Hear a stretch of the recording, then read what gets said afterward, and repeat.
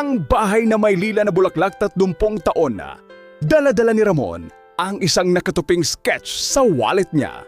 Isang modernong bahay na may malawak na balkonahe, kasya ang buong pamilya, at may bougainvillea na sobrang lila na halos masakit sa mata. Lahat sila tinutukso siya. Pang-arkitektong pangarap sa sweldo ng mekaniko, sabi nila. Pero tinayo niya pa rin, dahan-dahan at matigas ang ulo. Una ang pundasyon, sunod ang bakal. Tapos yung malaking sala na bukas, kung saan pwedeng tumakbo ang mga apo niya, palabas diretso sa bakuran. Nung araw na lumipat sila, dumating ang anak niyang babae, sakay ng bago niyang puting Tesla, katabi ng luma niyang itim. Nahuli ng dating ang kapatid niya, dala ang RV. Tulad ng pangako niya, 20 taon na ang nakalipas. Pang long weekend, sabi niya. Hindi nagtalumpati si Ramon.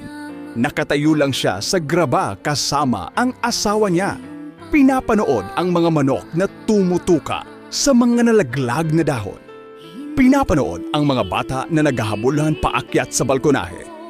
Pinapanood yung lila na bougainvillea na sa wakas na mulaklak na sa totoong buhay.